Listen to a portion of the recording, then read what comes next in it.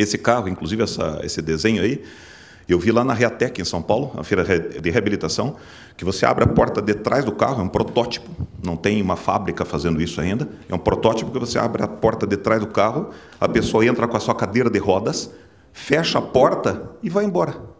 Né? Então, é uma questão de mobilidade, não pode ser uma questão de luxo, não pode ser uma questão de exibição, de status social. Eu acho que o carro ele tem que ganhar, sim, apenas o status de mobilidade. Obrigado pela oportunidade. Obrigado. Tinha mais alguém querendo fazer pergunta? Você vem, porque o tempo está acabando, aí você faz a tua e a gente já emenda uma rodada final deles aqui. Infelizmente, a gente tem pouco tempo. Olá, boa tarde a todos. Meu nome é Rafael, eu sou mestrando em gestão urbana, aqui pela PUC. Está aí meu orientador. Eu queria perguntar para o Alan, em relação, o senhor colocou que os tributos no Brasil são muito altos. Eu queria saber como é que são os tributos em relação ao carro na França, e queria saber como é que o governo francês lidou com as externalidades que o uso excessivo do carro gera. Por exemplo, os custos de saúde, né, decorrentes de acidentes de trânsito, doenças respiratórias e entre outros que dá para a gente enumerar. A segunda pergunta vai mais ou menos nessa linha. O senhor colocou que você prevê que a mudança vem a partir do hábito do consumidor. Eu achei um pouco contraditório, porque justamente o senhor colocou que o hábito do consumidor é emocional, né? Então, a tendência é acontecer como aconteceu em outros países do mundo, todo mundo querer comprar o seu carro, a frota expandir loucamente, o uso expandir loucamente, e a gestão desse problema, que é coletivo, cai para o Estado, né? Então, eu queria saber se o senhor vê que, por exemplo, na França e outros países europeus, essa redução no consumo do automóvel e na redução no uso do automóvel se deve a uma mudança no perfil do consumidor ou se deve a uma política pública dos estados claramente orientadas a reduzir o consumo e o uso do veículo dentro do espaço urbano. Vamos juntar tudo aqui e passar para vocês. Ana, comece então. Obrigado. Como tive tempo de fazer a tua pergunta, ela é bem completa. Imposto, muito simples. Grosso modo, no Brasil, 40% do preço final, na França, 18%, nos Estados Unidos, 7%. Okay? Tu dá uma ideia do dinheiro que representa. Isto é do preço final do carro. Okay? Depois tem a tributação em cima que a gente chama o TCO, lá, o Total Cost of Ownership, né? Quando o teu IPVA, quando você vai na revenda. Mas já nessa parte, na Renault fizemos uma espécie de indicador como o McBurger, não é? Quanto custa um cheeseburger em cada capital.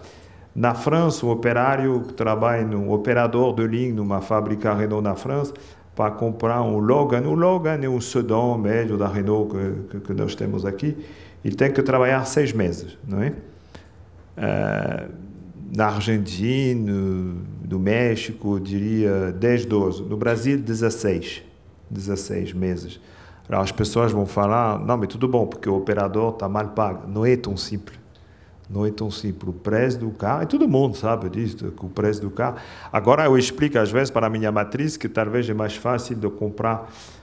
Eu explico assim, para o preço do 3 Sandero, que é o meu carro bonito lá da Renault, eu compro 2 quartos Alemanha em São José dos Pinhais.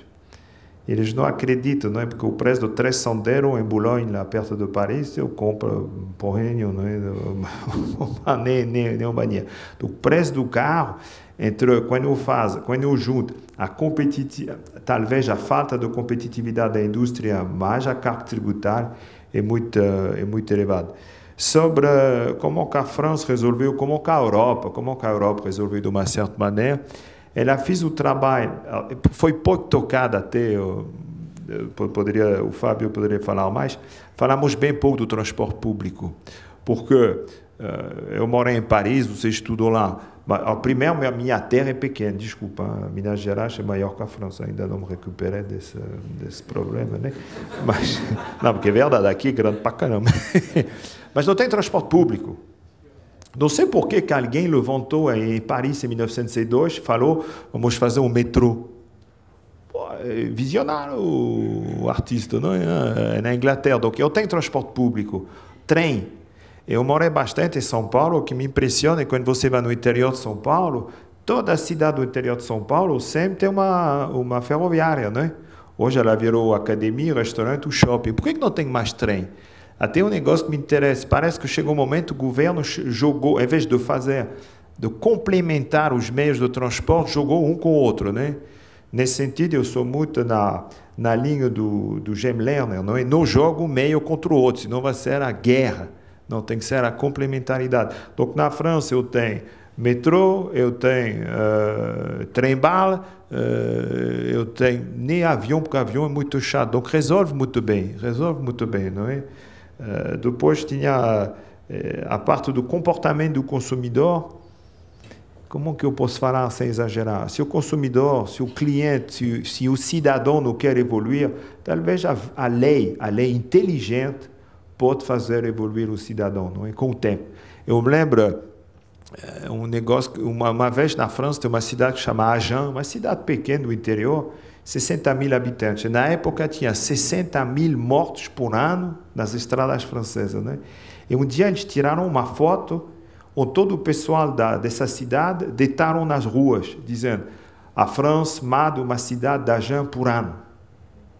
E sabe, as pessoas só tocaram que o negócio tinha que parar. Cuida do teu carro, ande mais devagarinho, bebe menos, qualidade das estradas também. E aqui pode funcionar, não é? Porque de repente aquilo, eu estou baixo do negócio do bafômetro, não é? Tudo que é excessivo não funciona. Donc aqui, ao mesmo tempo, tem uma lei que é proibido de beber, mas dentro da cidade é autorizado, não é? Bom, quer dizer, não tem muita coerência. Eu acho que dá entre a lei, a conscientização, o trabalho com o cidadão mais jovem, você deve conseguir reduzir bastante. Mas tem um negócio que você não vai conseguir resolver no Brasil com muitos anos, é o problema do transporte público. Seria perfeito, não é? Um trem entre Porto Alegre, Floripa, Curitiba, São Paulo, Rio de Janeiro, é perfeito, 500 quilômetros cada vez, não é?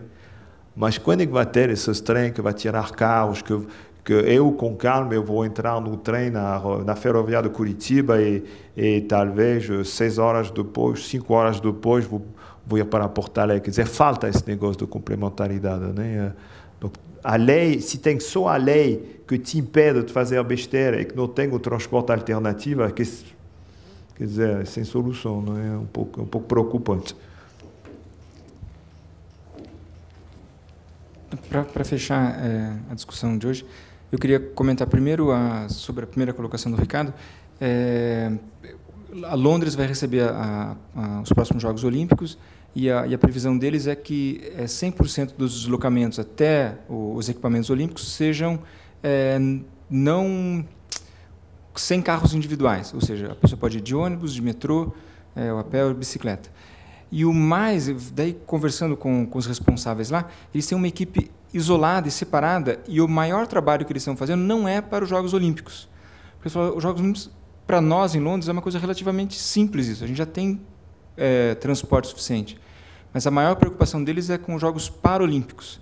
Tem 1/3 dos atletas, 1/5 do público, mas é quase o dobro do problema.